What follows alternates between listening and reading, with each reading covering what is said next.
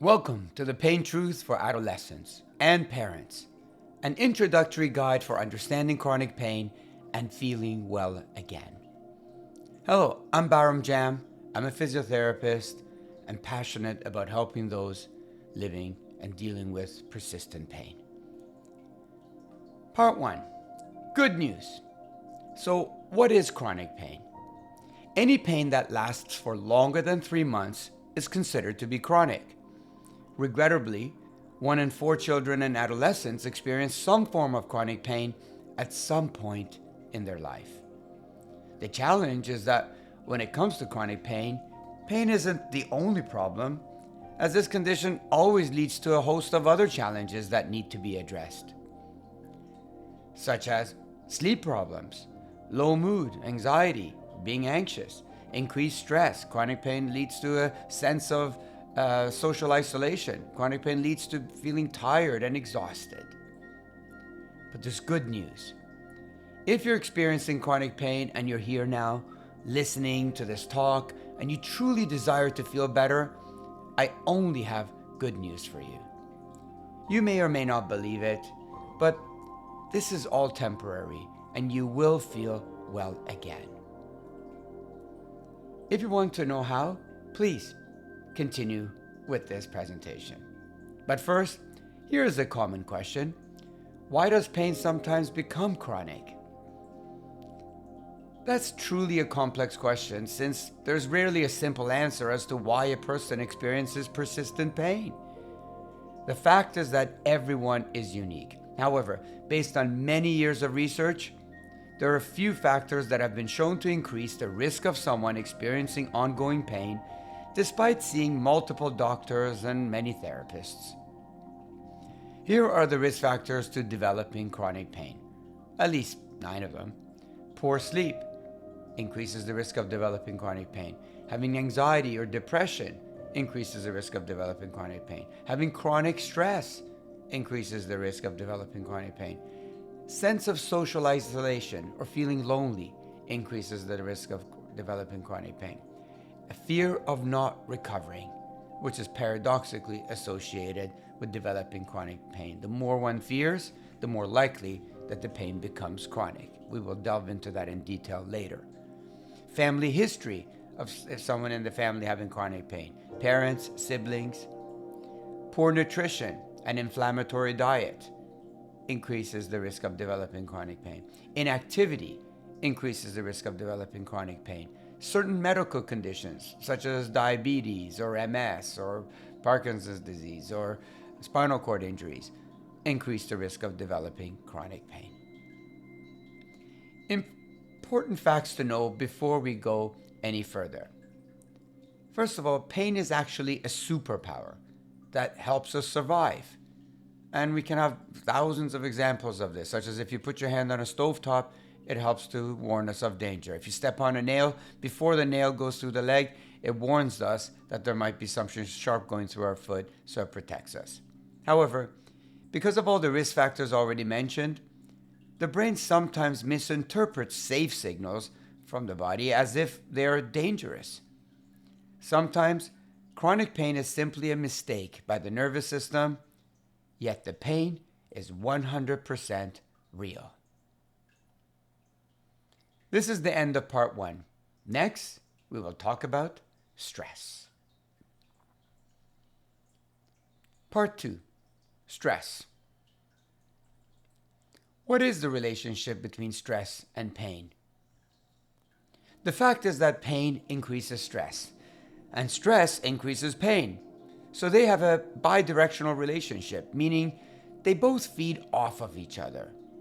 Therefore, to address pain, your life stresses must be acknowledged, and ideally some of them must be addressed. Here are some sources of stress as examples.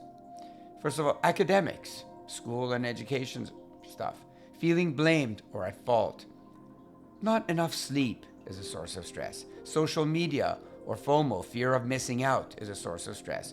Poor nutrition, sugar, energy drinks, inflammatory diet is a source of stress to the body. Family stresses are a source of stress. Perfectionism, Constantly sensing that you're not good enough or self-criticism is a great source of stress. Sense of loneliness, social isolation is a source of stress. Being teased at school is obviously a source of stress, or being bullied. And fear of rejection is a source of stress. Which of these 10 stresses actually resonate with you? To address pain, your life stresses must be acknowledged, and ideally, some of them must be reduced. Good news! Knowledge is power, and just knowing the relationship between stress and pain is the first step towards your recovery. This is the end of part 2. Next, we'll go over how thoughts and habits influence pain. Part 3. Thoughts and habits. What do teens living with pain think and say? Why me? Other thoughts include, this will never end. I can't do anything. My life is ruined. No one understands my problem. What's the point in doing anything? Which of these thoughts are you familiar with? Beware of pain habits. Pain naturally forces us to change some of our normal day-to-day habits. Once these new pain habits have been formed, it's really hard to break out of them. The key isn't to focus on getting rid of old habits, but to focus on gradually building new positive habits. Here are some examples of pain habits: missing school, avoiding house chores, missing sports or leisure activities, missing socializing with friends. Other pain habits are losing hope, being irritable, and sleeping late becomes a pain habit, and sleeping in. Avoiding studies is a pain habit. Anxiety and worry certainly become a pain habit. Which of these 9 pain habits resonate with you? Because to address pain, your habits must be acknowledged, and ideally, some of them must be reduced to eliminate pain. Good news, knowledge is power, and just knowing the relationship between these habits and pain is the first step towards your recovery. This is the end of part 3. Next, we will review the challenges faced by parents and guardians. Welcome to part 4, parents and guardians. What are parents supposed to do? Your parents or guardian are in a truly difficult situation. In other words, they're between a rock and a hard place. They only wish to support you, wanting only what is best for you. The problem is that they don't always know what you think is best for you at any given time. If you don't clearly communicate with them what is it that you want, they simply don't know. So be honest and say what it is that you want from them while you're going through this challenging time. What are parents supposed to say and not say? Your parents must never negate your feelings when they're shared. They should in fact validate what is felt by you by replying with statements such as, I hear you. It sounds like today was a difficult day. This feels like very unfair to you. What do you think will help you today?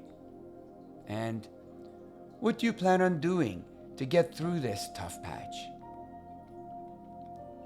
Their aim must be to promote your self-efficacy, so you become confident that you are in control. Self-efficacy means that you're confident in facing and solving your own challenges. Your parents should also avoid using the subject pronoun we when saying innocent things like, we're not having a good day, are we? We makes it sound as if they share your pain. You may already be feeling guilty and ashamed for all that they do for you and for the time and money they have spent taking you to doctor's visits. Always remember, it's not your fault.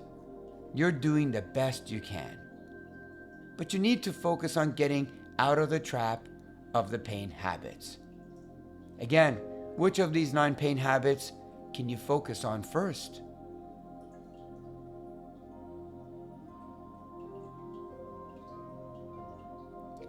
What can your parents do about your pain habits?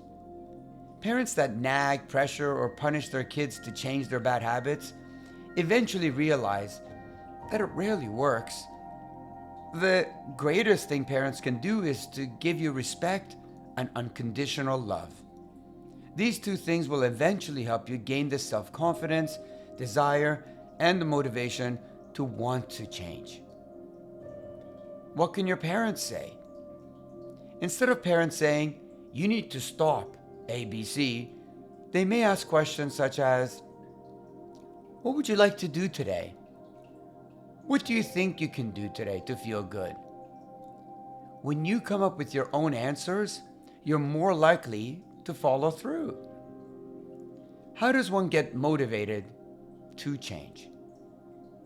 Although pain is usually a good motivator for change, but the real motivation only comes when you when you fully appreciate the link between certain habits and experiencing pain. Again, which of the 9 pain habits do you think may possibly be hindering your recovery?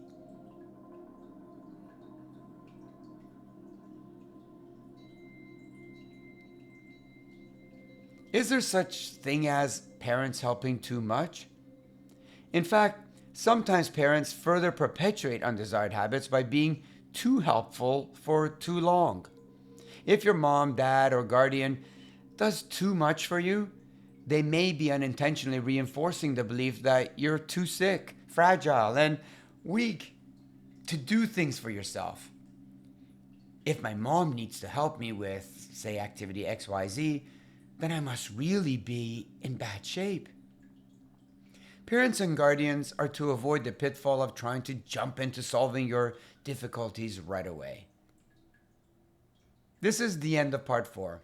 Next, we will talk about a common cycle people can get trapped in. I look forward to seeing you in the next lesson.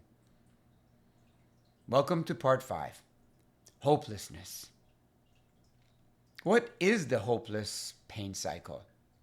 Well, the hopeless pain cycle begins with pain.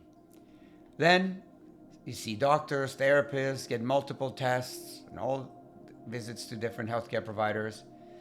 Then gradually you think nothing helps or will ever help. You get a sense of lack of control over pain.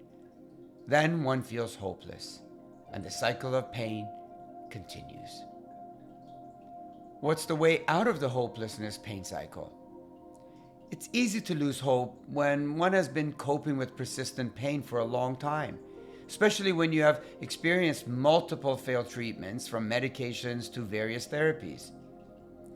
The way hope is achieved is by no longer focusing on eliminating pain, but to focus on gaining back your quality of life despite the pain. The hopelessness pain cycle can only be broken by interrupting the thought, "Nothing helps or will ever help," and replacing it with, "There's always a way to get better. I'm therefore going to focus on all the things that I can still do today despite the pain. I'm in control. Each day is a new day."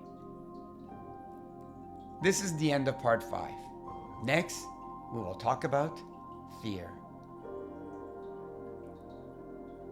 Welcome to part 6. Fear. What is the fear pain cycle? Well, the fear pain cycle begins with pain.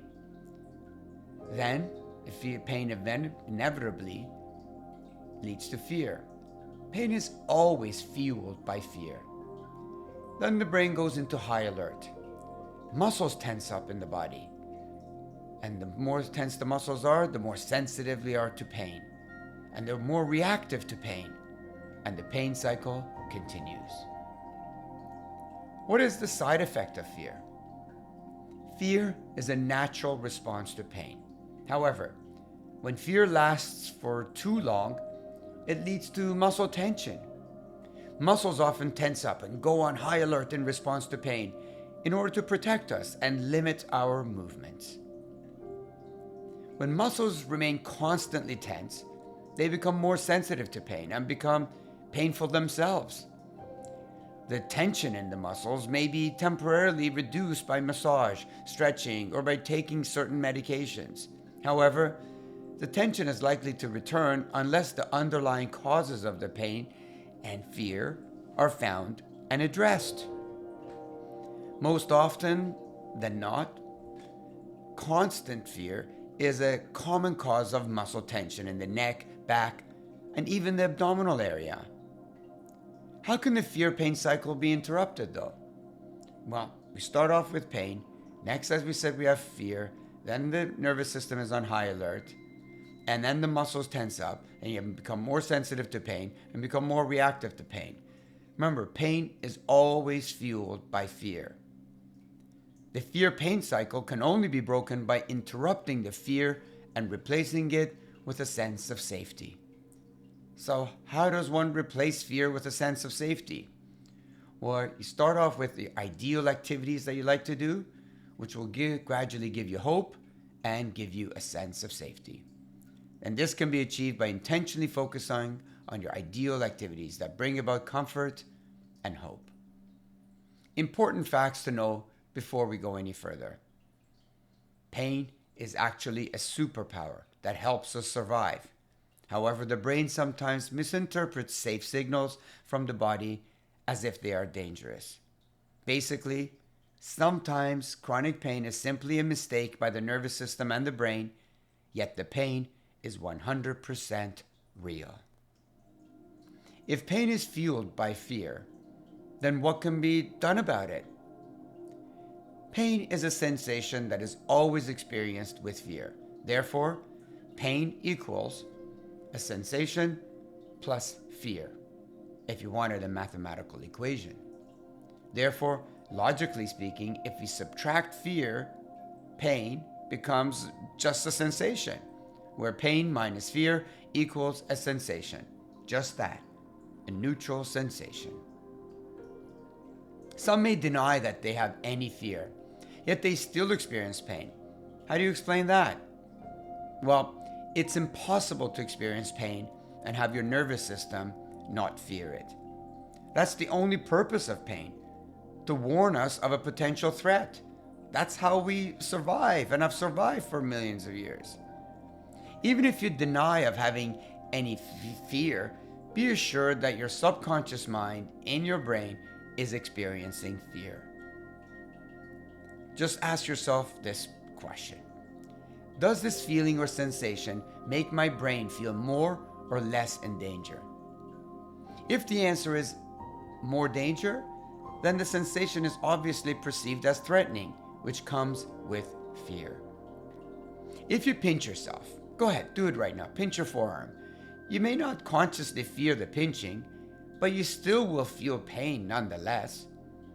A simple pinch may not consciously seem dangerous to you, but to your brain, it's a threat. No one consciously thinks, I think I want to have pain now. Your brain decides that for you. Pain equals a sensation plus fear. So how can the fear-pain cycle be interrupted? The antidote to fear is hope. We will discuss this more later on. This is the end of part 6. Next, let's talk about avoiding dogs, spiders, and snakes. Welcome to part 7, where we talk about avoidance. How does one overcome their fear of dogs, spiders, and snakes? If someone has a fear of something, it's natural to want to avoid that thing. This totally makes sense. Can't one just avoid dogs, spiders, and snakes? But it's important to appreciate that avoidance and running away only perpetuate the fear, which is perfectly okay if the fear is not really impacting one's life very much and you don't care much about resolving it. Let's take an example. If somebody has fear of dogs, spiders, and snakes, they can simply avoid them. Example, you cross the road when you see a dog and leave the room when you see a spider and run away at the sight of a snake. Then you feel safe by taking that avoidance action. You have self-validation that avoiding them made you feel safe. However, this further validates self-validation that dogs, spiders, and snakes are dangerous. Fear is maintained or even worsened. And the fear of dogs and spiders continues, and the cycle continues. The cycle can only be broken by interrupting the avoidance part of the cycle. What is the alternative to avoidance then? If a person truly wishes to get over their fear of dogs, spiders, or anything, then their best alternative to avoidance is gradual exposure to the thing they fear. So, what is the best way of doing gradual exposure? The gradual exposure must be done regularly, intentionally, voluntarily, and with a sense of safety. How does one overcome their fear of pain? Clue: it's not by avoidance. It's natural to want to avoid activities that cause pain. However, if avoiding the activities you fear start to negatively impact your life, then avoidance can't be a long-term solution. Let's discuss an alternative approach. Again, someone has fear of doing activities that may worsen their pain. You do everything to avoid pain. Rest, avoid school, avoid work, avoid activities, avoid socializing, avoid certain movements, and this leads to feeling safe, since there's less pain with the avoidance of the activities. You have self-validation that avoiding certain activities make you feel safe. Further self-validation that those activities are dangerous. Fear is maintained or even worsened, and the fear of doing the activities or that the activities may worsen the pain continues. How does one break out of the avoidance cycle then? This cycle can only be broken by replacing avoidance with gradual exposure. This means choosing an activity that you really wish to get back into doing, but modifying it so it feels safe to you. As said before, the gradual exposure must be done regularly, intentionally, voluntarily, and with a sense of safety. This is the end of part 7. Next, we'll talk about harms of excessive rest. Welcome to part 8, where we'll talk about rest. What's the best way to address chronic pain? That's a truly complex question, as there's rarely a magic solution to solving persistent pain. The fact is that everyone is unique in what they need to feel better. However, based on decades of research, a number of potential solutions have been proven to be effective, and a few of them will be mentioned here. What's not a good way to address chronic pain? Sadly, the least effective treatment that is far too often recommended for those experiencing chronic pain is rest.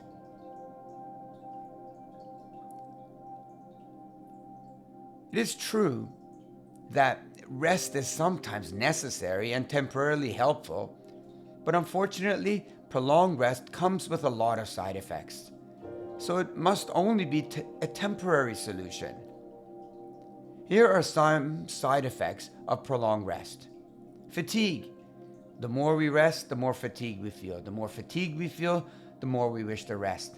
And the vicious cycle between fatigue and prolonged rest continues. Prolonged rest also leads to a sense of social isolation, where you avoid going out with friends, family. Mental fogginess. The more we rest, the less the brain is stimulated when the body is less stimulated. Muscle weakness. Obviously, sitting, prolonged lying down leads to weakness and atrophy or shrinkage of the muscles. Joint stiffness. If you don't move it, you lose it. The joints become stiff and typically sore also. Sleep problems. When the body is not fatigued, sleep does not occur naturally. And lastly, but not least, low mood and sadness. Physical activity is essential for lifting mood, where prolonged rest makes low mood and sadness worse. What's the problem with completely resting and avoiding certain activities? Chronic pain most often leads to a sense of being in danger all the time. The feeling of uncertainty that the pain could get worse at any time. There's also the stress and the frustration of not knowing when the pain is going to go away. During these times, the natural tendency is to avoid anything that further adds to the sense of danger. Out of desperation, you may avoid going to school, going out with friends, doing house chores, doing activities, participating in sports, or just going outside. In times of danger and uncertainty, the brain naturally craves some sense of safety and security. The desire to avoid pain is, of course, normal and natural, but what if the activities you're avoiding are the same activities that are actually necessary for your recovery? If removing certain activities from your life has not yet been effective at resolving the pain, perhaps it's time to change. Because as you can see, chronic pain plus avoiding activities plus sensing danger makes the condition persist. Intentionally avoiding activities feared leads to experiencing a greater sense of danger, making the condition, whatever the pain condition is, persist. What if you started to gradually reintroduce some of your normal activities back into your life again, where chronic pain plus doing modified activities plus sensing safety equals improvement in your condition? Based on how you feel, the activity would of course be modified. Physiotherapists and occupational therapists are able to help you with that modification of activity.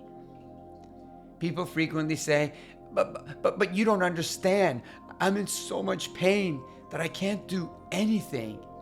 Then I suggest, how about starting with just a few belly breathing exercises? You could also close your eyes and mindfully listen to 20 minutes of any music you enjoy. Do that twice a day. Is that possible? This is the end of part 8. Next, we will talk about why our relationship with pain matters. Welcome to part 9, relationship with pain. What's your relationship with cake? Yeah, when you smell a cake coming hot out of the oven. Have you ever experienced the aroma of a cake baking in the oven? I assume that most of us have a positive relationship with cakes, as we remember them being sugary and tasty. Therefore, just the smell of cake is likely to remind us of the good times we've had eating them with family and friends at birthday parties and at various gatherings. Can you imagine if you had never experienced eating a cake in your life? Then you wouldn't have a relationship with cake. You'd be indifferent about experiencing the smell of a cake baking in the oven.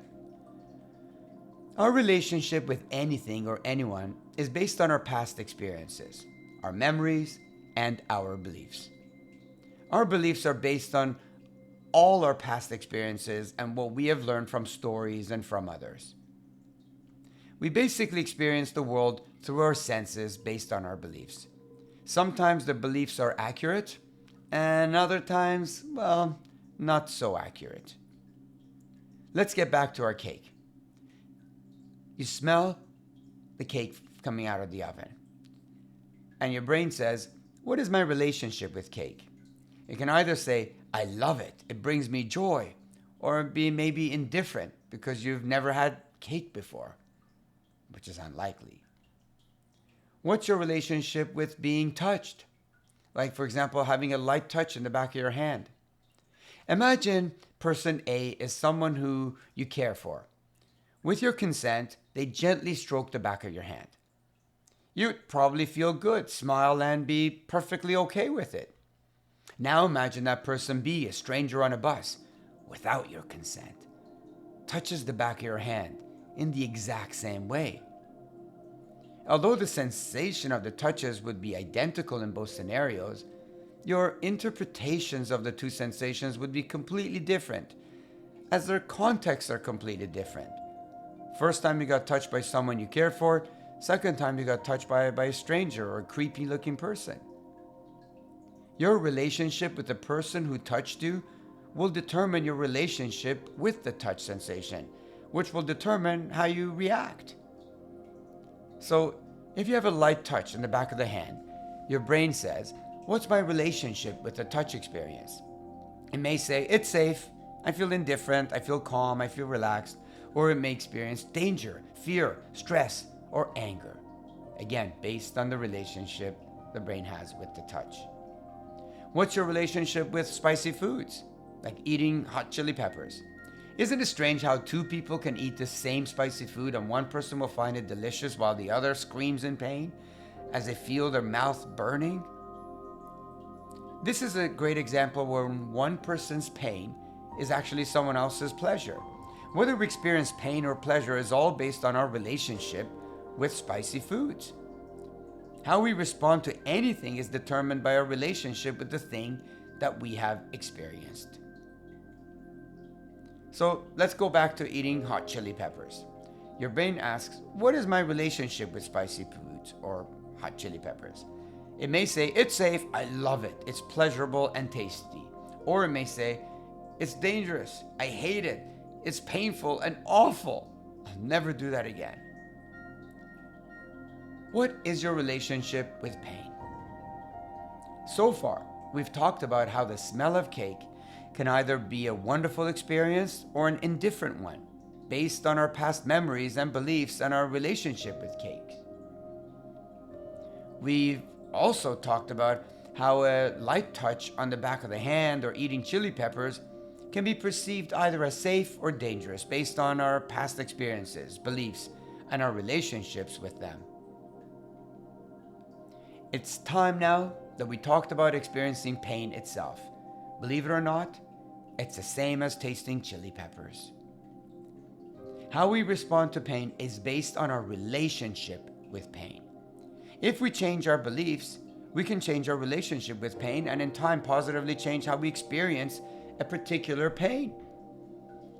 It doesn't matter if the pain is related to an injury, stomach ache, back pain, migraine, headaches, arthritis, after surgery, or even if the source of the pain is unknown. When one experiences pain, the brain always asks, what is my relationship with this pain experience? It may say, it's safe, it's okay, I'll get better, it's not serious, it's protecting me. Or it may say, danger, I hate it, I'm never going to get better. What's your relationship with a drip sound? Imagine if there was a leaky faucet in your bathroom, next to your room. On day one, you may find the drip just a little annoying, but by day 2 and by day 100, how you experience the drip sound will be based on your relationship with it. In other words, how your brain has decided to approach the drip, assuming that you weren't able to fix the drip after day 1. If you become resentful, angry, hyper-focused, frustrated, and stressed about the drip sound, you'll experience it quite differently than if you remain calm and accepting of the sound.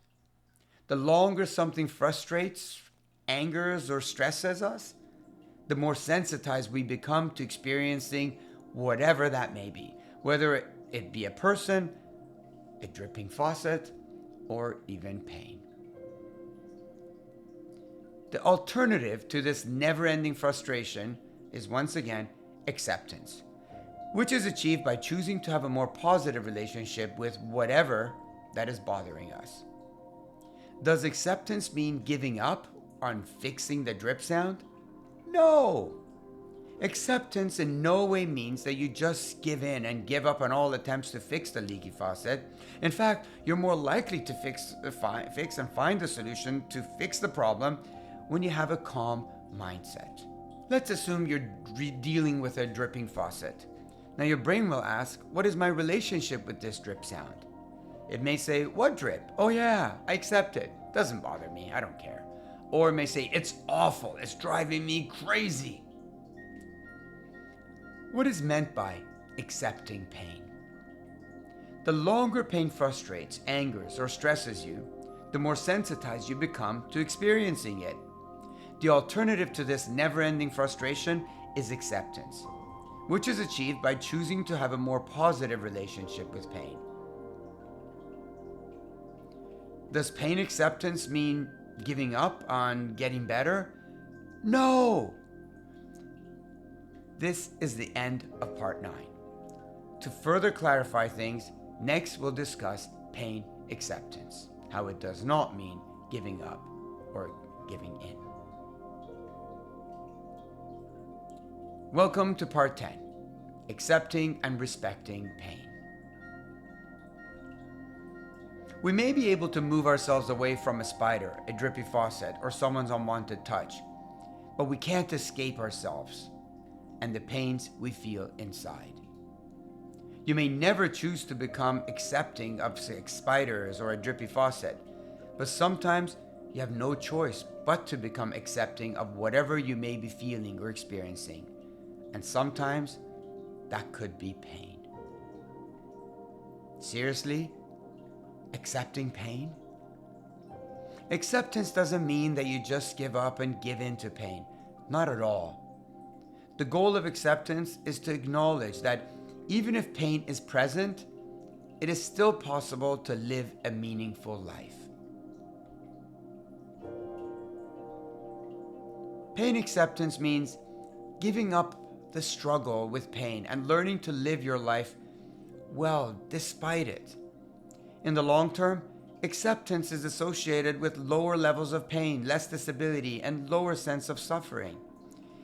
Pain is difficult, but it's only when we fight it that it morphs into suffering. Pain acceptance leads to experiencing a greater sense of safety, which in time leads to a reduction in pain as the nervous system feels less threat. So what is meant by respecting pain? Respecting someone means that the person is unconditionally accepted, without negating anything about them or forcing anything about them to change. You value them as they are. Respecting pain means that the pain experience is also unconditionally accepted, without negating anything about it or forcing it to change. You value pain as it is, a protective message from your body. Having a positive relationship with pain means that you're accepting and respecting of the pain experience. Although this may all sound unbelievable that this kind of mindset would even be possible, before you brush this idea off, ask yourself, what's the alternative? You may certainly continue to choose to have a negative relationship with pain. Instead of accepting, you can choose to be resentful. Instead of respectful, you can choose to be angry, because pain plus resenting and fighting leads to suffering. Other than bringing you more suffering, I'm afraid that resenting and fighting pain will not help you in your well-being.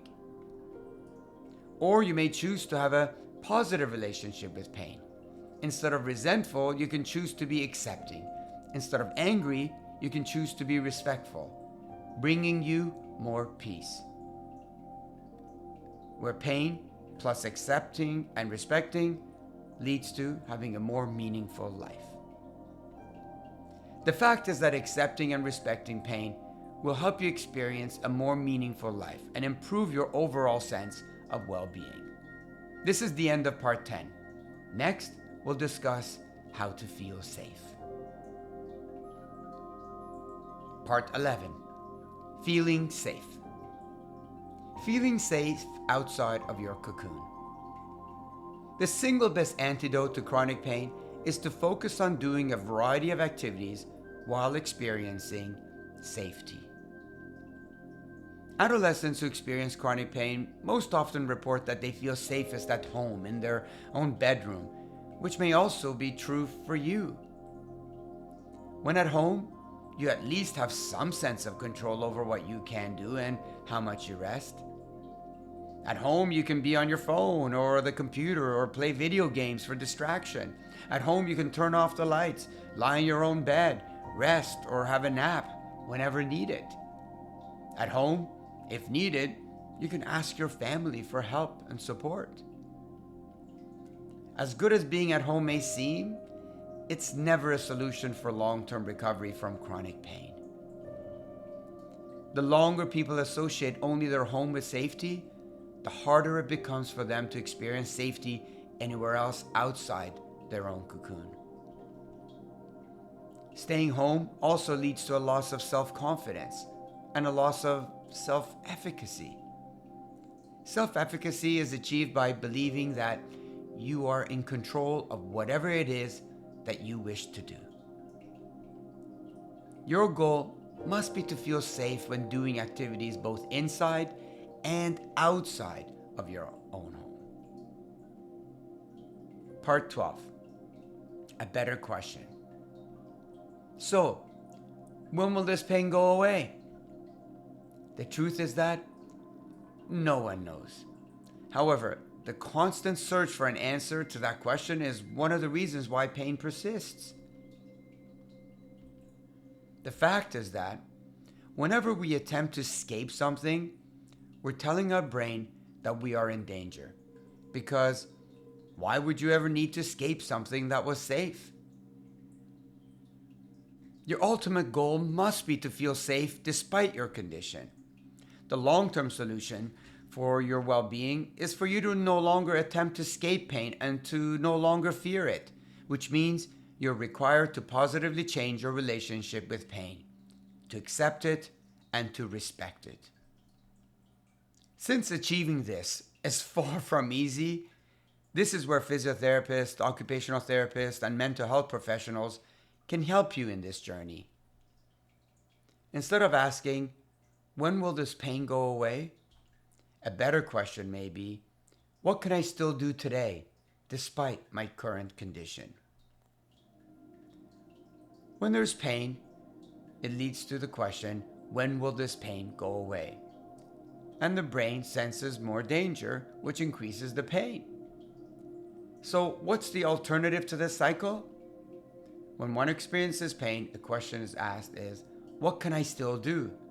And the brain senses safety when one does the activities that they can still do. And the eventual reduction in pain. And the pain cycle does not continue. Part 13. Breathing. Being comfortable with the breath. The single most important thing you need to feel safe is to breathe. If you don't believe me, just hold your breath for a minute and let me know how you feel. Obviously, when you sense you're not getting enough air in, you feel unsafe or in danger. So why not make a point of consciously giving your body air, and plenty of it? After all, it's free, and oxygen is the most important thing needed for life and energy. Conscious, relaxed breathing also happens to be a great way of feeling safe. You have two basic options for breathing: stressed or relaxed. Pain is naturally stressful, so stressed breathing is the norm in anyone who is experiencing pain. Stressed breathing is rapid, shallow, and inefficient since the air is sent to the small top portion of the lungs. The problem is that stressed breathing can lead to more stress, a vicious cycle. Then, to help you feel safe, it takes conscious effort to switch from stressed to relaxed breathing. So, how does one do relaxed breathing? Here are 10 rules for relaxed breathing. Lie down, sit down, be standing, or you can even be walking. 2. Relax. Don't worry about doing it right or wrong. It's all okay. 3. Do as many repetitions as you wish, 3 or 10 times, for 1 or for 30 minutes. Do as often as you wish, once a day in the mornings or every 2 hours. 5. Inhale or breathe in through your nose and make your belly rise. 6. Exhale or breathe out through your pursed lip as if you're blowing bubbles. 7. Inhalation isn't forced, and it's not a big breath, but a natural breath in. 8. Exhalation isn't forced either, but a natural breath out.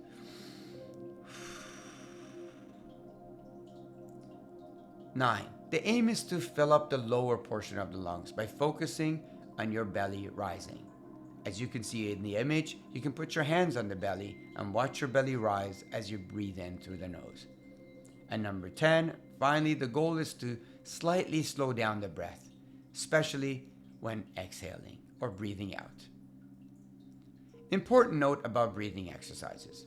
Never practice this or any breathing exercise with the mindset of wanting to or expecting to change your pain. Relaxed breathing unintentionally becomes a stressful activity if the mindset and the intention are to fight or get rid of something, such as pain or stress. The relaxation benefits of breathing happen when you let go of any expectation. Part 14. Comfortable activities. Is it possible to be comfortable with pain? Yes. To be comfortable and feel safe with pain is the ultimate goal and the key to feeling well again. This is achieved by doing activities that ultimately make you feel safe again. The activities that will be of most benefit to your recovery are unique to you. So what activities are best? No one else knows you better than yourself. So it's up to you to decide the activities you would like to do again in order to live your best life despite whatever you may be experiencing. Try to seriously limit passive activities such as sitting on the couch, scrolling on the phone, or playing video games for hours on end.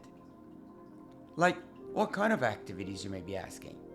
The key is to attempt to do new activities or activities that you used to find fun at one point that you haven't done in a while. Your physiotherapist or occupational therapist can also help you come up with ideas and modifying the activities that you wish to do but you're not sure about how to even begin them. Here are some activity suggestions. Listen to music, read a book, walk a dog, go to the park, play frisbee. You may certainly come up with your own ideas. Go cycling, go for a hike, watch a live sport, play the piano or any instrument, learn a new instrument, sing anything, alone or with a group, cook dinner for the family, or go to the movies, especially if you haven't gone in a long time. Paint or draw something, play in the yard, kick a ball with a friend, visit a friend, especially someone you haven't called in a while, whom you used to hang out with. Ask a friend to come over, especially someone you haven't seen for a while or that you miss. Learn a new joke. Tell a joke to someone. Learn a magic trick. There's no shortage of those online. Show the magic trick to someone. Dance to just one song. Learn to bake a cake. Offer to cat sit or dog sit for a neighbor. Visit grandparents. Visit cousins. Plant flowers. Smell flowers. Go bird watching. Ask for a hug or give a hug. Take in 5 belly breaths as we've already reviewed. Write a story without judging if the story is good or bad. Go grocery shopping with a parent. And finally, literally go fly a kite, especially if you've never done it before. Because the best pain relievers don't come in a bottle, but are out there found in small, enjoyable experiences using our 5 senses. Part 15, moving forward. Again, what's the best way to solve chronic pain? That may not be the best question that should be asked. The ideal question to ask should be, what's the best way to move forward with chronic pain? Here are 10 suggestions for moving forward. First, see a medical doctor to ensure all medical tests have been done. Next, see a physiotherapist to ensure that all the physical issues are being addressed. Develop a positive relationship with pain through acceptance and respect. Practice daily relaxed breathing. Practice daily mindfulness meditation. Do some daily outdoor physical activity, anything from sports to just walking. Gradually return to your normal life activities such as school or hobbies. And these can be prescribed by your physiotherapist or occupational therapist. What are some more suggestions for moving forward? Apply sleep hygiene techniques to improve your quality of sleep. Adolescents should be getting at least 8 to 10 hours of sleep per night. experience positive social connections with family and friends, and complete the Pain Truth program. And all the details on the program are available at thepaintruth.org. All the videos online are freely accessible, and there is nothing to sell in this program. If needed, consult a psychologist or a mental health therapist to address any issues. On a final note, with a positive relationship with pain and this new mindset of focusing on gradual exposure to activities, you will eventually feel safe. With more confidence and hope, you're on your way to becoming the best version of yourself. Thank you. Thank you for taking the time to go through this introductory guide for understanding chronic pain and feeling well again. If you feel overwhelmed by the information offered in this presentation, it's perfectly all right. I can appreciate that. If what I've said, though, here makes sense to you and interests you, you may consider completing the Pain Truth program on the paintruth.org website. If you have any questions, please feel free to email me personally. I will do my best to help. My email is jam@aptai.com. And I'm more than happy to give you a personal clinical consultation if that is required. Thank you for joining me in this presentation.